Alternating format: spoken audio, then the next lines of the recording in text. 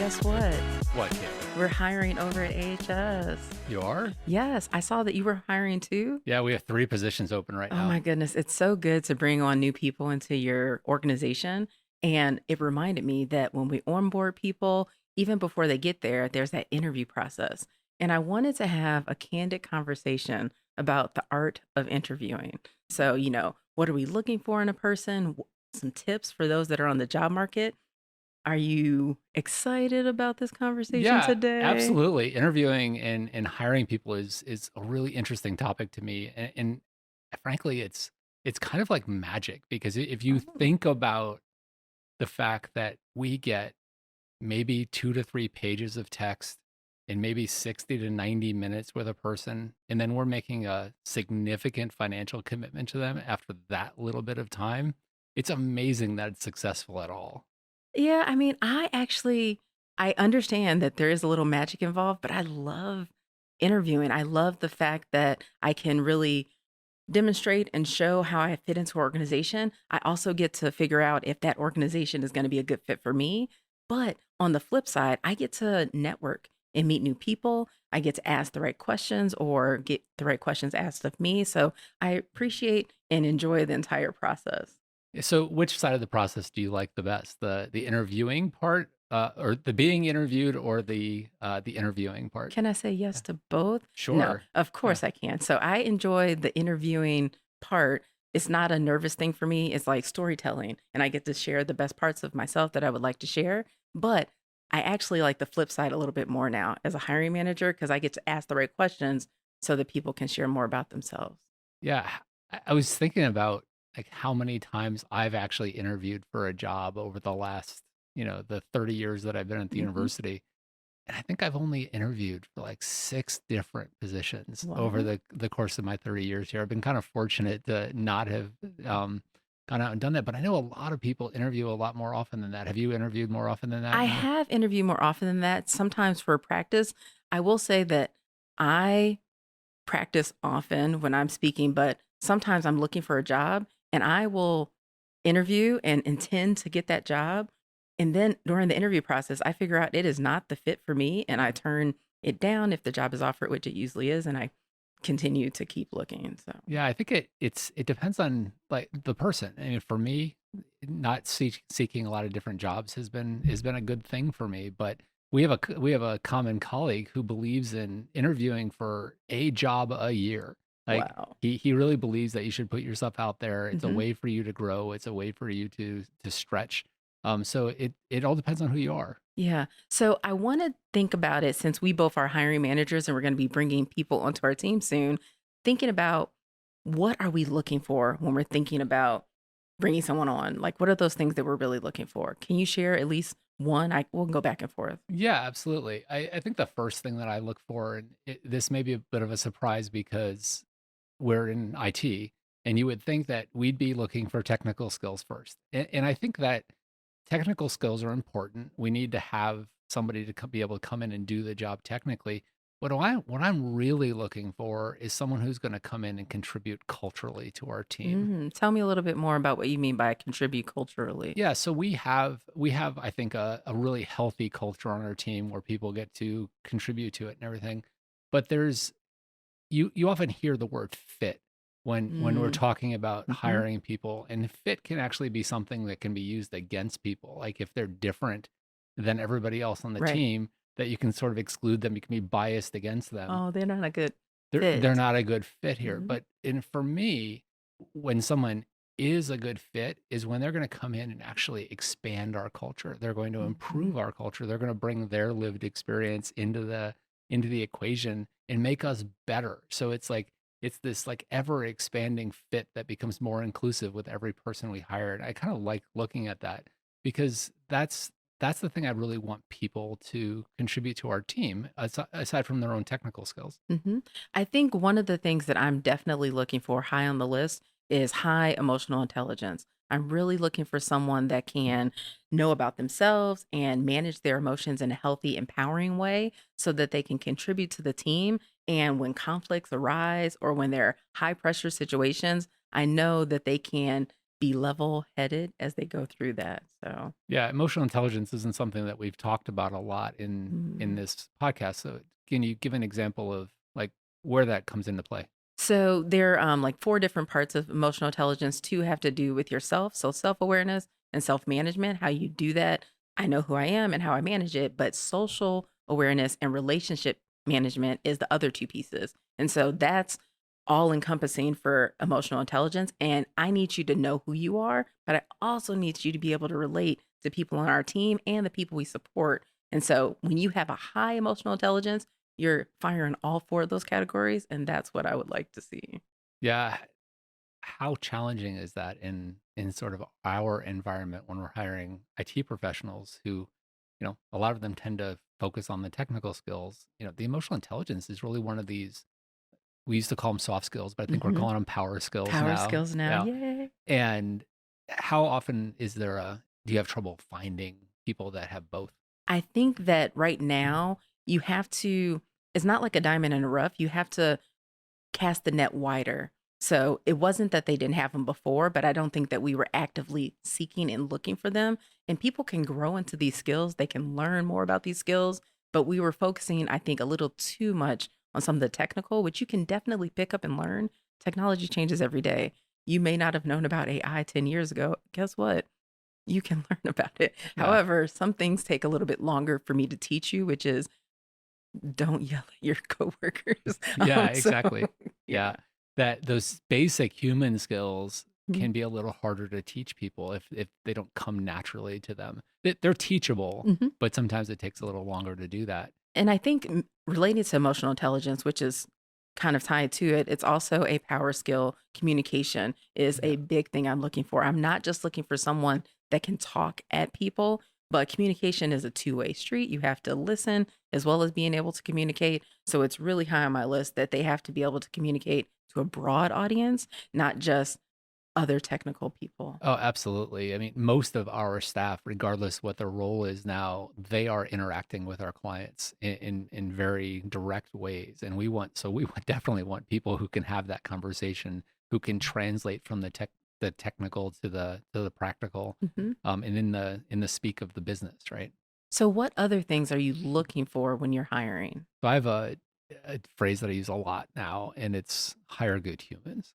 Okay, so And cute. and so like what's a good human? Like Tell what me. is that? Really bringing people in that are going to be good to each other, that are going to be supportive of each other, that are going to be caring of each other. And I know it's a little weird to maybe talking about caring in the workplace and compassion in the workplace and that sort of thing, but that's so important as we've grown. And I've noticed that when I took over this job, I had 8 employees, and Mhm. I'm at 30 some odd now. And I realized recently that at some point we hit a tipping point where bringing another person into that mix has so many variables. Like when you bring that 36th person in, they potentially are interacting with 35 other people Mhm. on your team.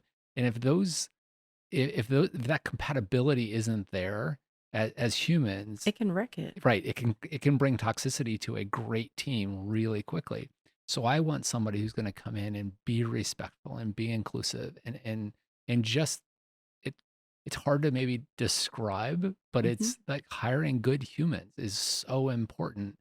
It doesn't You can have all the technical skill in the world, all of the skill at your particular position, but if you're not good to your colleagues and you don't collaborate well, you're going to end up being a drag on the entire Mhm. organization. I mean, I definitely agree with you. Hiring good humans is a great bumper sticker. You might want to get it trademarked. I'm not sure if it's already trademarked, but it reminds me, we spend so much of our time at work. You want to enjoy it is what you're Yeah. doing, but you also want to enjoy who you're working with.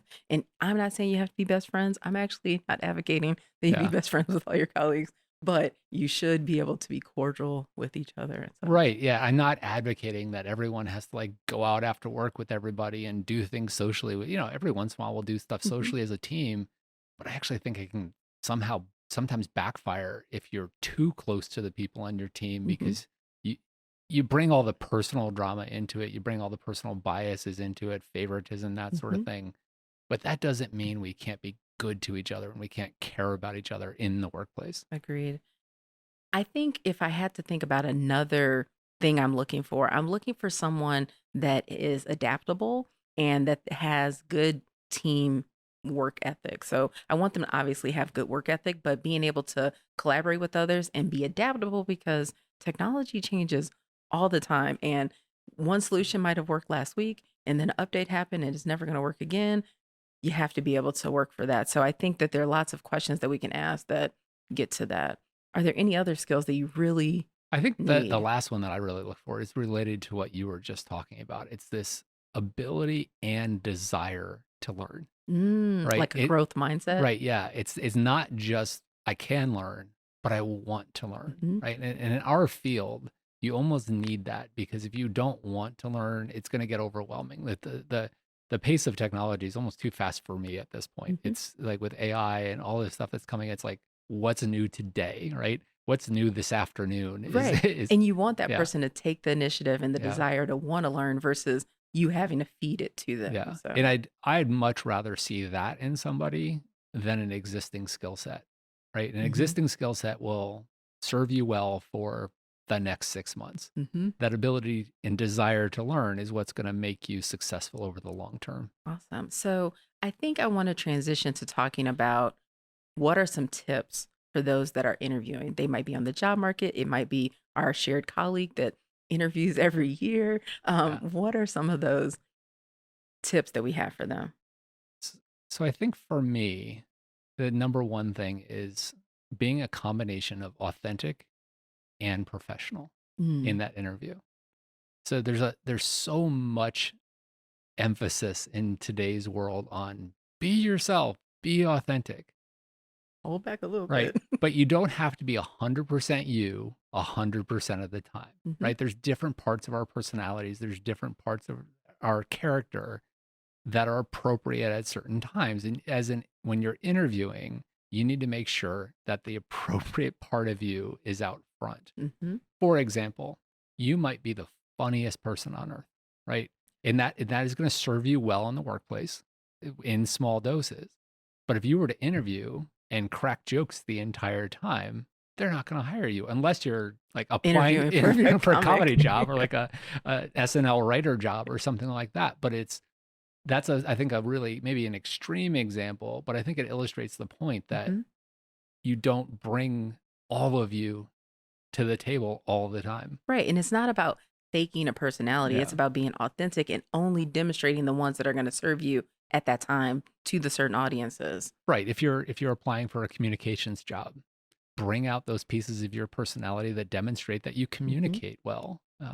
Yeah. Yeah, I think another tip that I have for people is the idea of knowing yourself, but doing the research and being prepared. I will say Yes. it is the biggest pet peeve of mine when someone comes in and they're just unprepared. They didn't even look up the job they're interviewing for, and so Yeah. they're like, I'm like, what? How did you come here not knowing like who the boss is, who the supervisor? I mean, there's some questions that you should already know going in, but those easy questions we ask initially, like tell me about yourself or why would you be a good fit for this organization? If you are floundering on the question where I'm just tell me your resume, which I've already seen, and highlight some pieces Yeah. that you have not prepared for this interview. So do your research, be prepared, practice some scenarios before you actually, Yeah. yeah. The number of times that I have interviewed people and asked them, why do you want to come and work for our college specifically? And they have no answer. Like that instantly turns me off. Have I hired any of those people? Maybe if they were like really good technically and I just there was some kind of Hmm. reason that they wouldn't know about us. But in our positions, like all of that information is available on the internet. All you have to do is do a little bit of web searching and you can find out so much information. And then, I mean, you could even figure out what the organization's goals are and then Yeah, tie your aspirations to those goals. It's so easy to do. And if you don't do it, to me, it it's seems a ding. it seems lazy, right? Hmm. The one of the things that and I know you've probably seen this too, is you see people that are, and this is even at the application process, Hmm. where their cover letter will mention a different position. They've Oh just yeah, been they copying and copy and paste. pasting. They haven't even Yeah. changed And it's anything. like, check, gone, right? You have to pay attention to detail and do your research and be really like genuine about why you want to go and work for that place because the job market right now, not exactly fantastic for employees. So we have a lot of Mhm. choices. Yes. I will say another tip that I have is making sure that you ask meaningful questions. I don't think I've ever hired a person when I go to the end and I'm say, "Oh, do you have any questions?" And they're like, "Nope, no questions whatsoever." "Oh, you answered everything." Really? I mean, which could be Yeah. true. However, you had to have prepared some type of question that you might need a follow up on or something. It just shows that you're invested and you want to Yeah. learn more about the organization. So have questions prepared. Yeah, even if you've gotten through the process, and a lot of times I will be the last person somebody talks to because I'm the head of Hmm. the organization. I'm not the manager of, so they'll get to me and they've already asked a bunch of questions. Like, still have a question for me. Yeah. Like, ask me about me. Yeah. Like, right? Right. People love talking about They do. themselves. How So long have you worked here? What yeah, do you enjoy exactly. here? Yeah. Anything. Yeah, or the question about that, I think a really good question to ask if you're stuck with one is how would you describe success in this position after a Hmm. year? Like, things like that that sort of get you into even the performance management side of the conversation. Like, imagine you've already been hired. What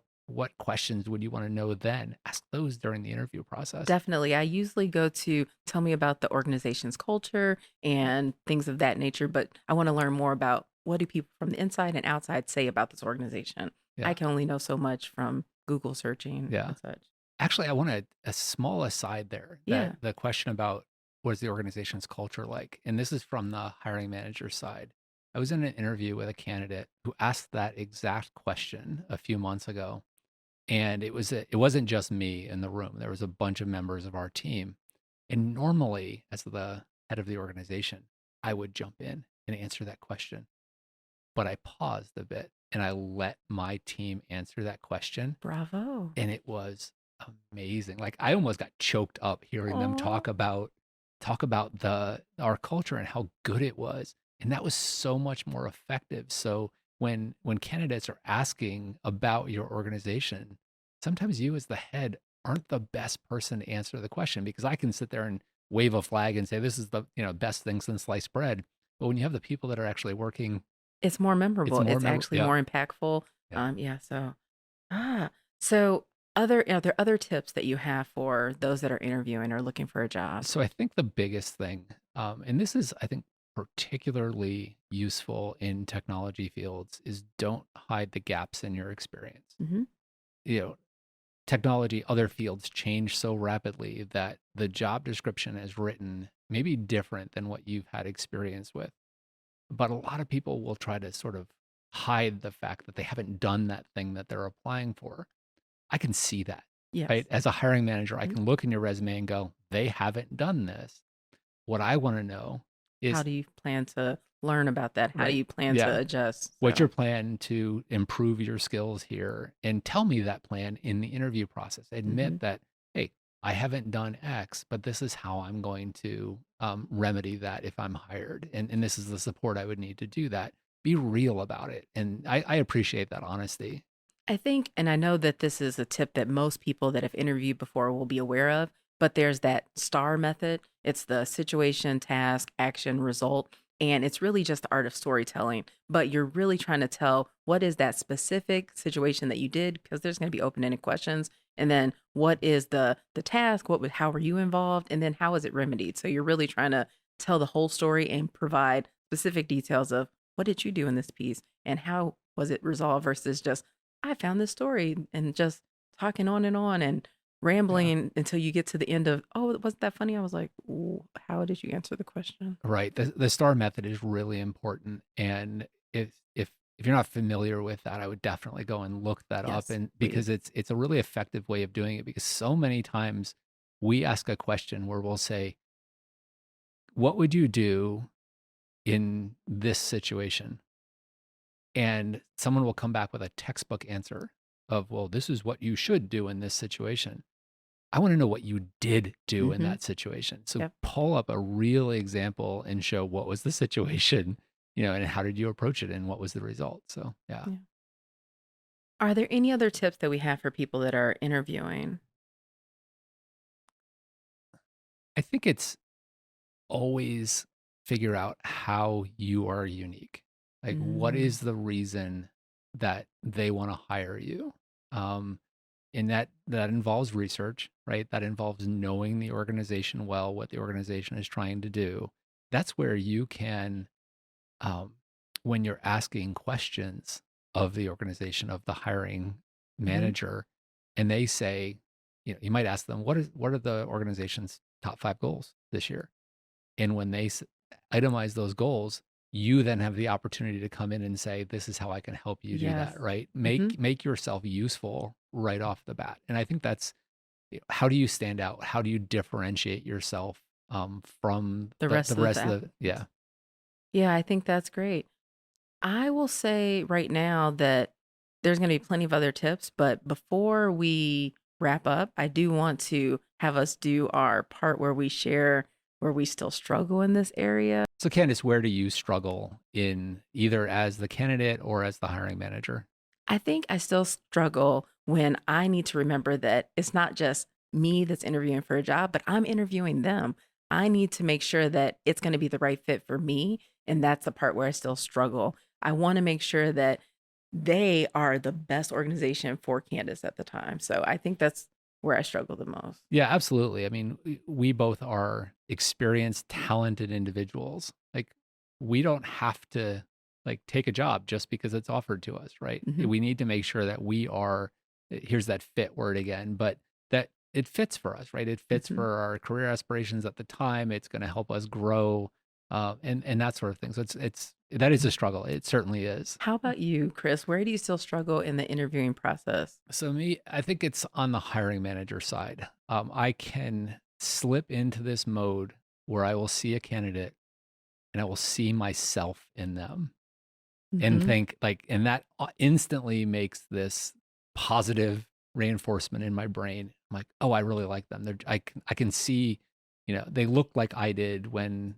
10 years Hmm. ago in the same thing. And maybe they could sit in my chair someday. And, you see that Right. potential in them because you recognize the path. I did that once years ago What in happened? a previous organization. This guy came in. He was a really good communicator, really smooth talker in the interview, just hit all the right points and everything. And I'm like, I thought to myself, he could take over for me someday. Right. And Hmm. I always think sort of in that sense of how are people going to grow through the organization? I'm not going to be here forever. Who's going Hmm. to take over? And I was hook, line, and sinker with that guy. Just hook, line, and sinker. Hired him, paid him a good amount of money. 2 months in, I realized he was this deep, Oh, right? wah, He wah. all he had was that smooth veneer. And I'm I'm good at that kind of talking too. And I think I have more depth than that, but he didn't. And it was this huge mistake. And especially in higher ed, it's Oh, hard. You it's can't just like move on a dime. You have no. to, It takes a it takes couple a couple of years. years to sort of get rid of somebody that's not working out. Luckily, he saw the writing on the wall and found another job somewhere. But it's such a huge mistake when you make it. So now, because I know that about myself, that I can sort of get trapped into that same kind of personality as mine, when I'm starting to feel that, if I feel really good about somebody, I step back and say, why am I feeling so good about them? Am I Hmm. feeling good about them because they're going to bring a new, fresh perspective into the organization? Or am I feeling good about them because, oh, they remind me of myself? Yeah, And it's yeah, really good to look out what else does my organization need and yeah, what else can I add to my team. And so you being able to, one, not just identify that, but go, hmm, I think we might need something slightly different or to complement the team is great. yeah, absolutely. So I really think that we had a candid conversation about what works for interviews and what, we're looking for. So hopefully this is helpful to our listeners. Yeah, thanks, Candice. And if you've got any additional tips, feel free to leave them in the comments or reach out to us with any feedback. We'd appreciate it. Thanks, everyone.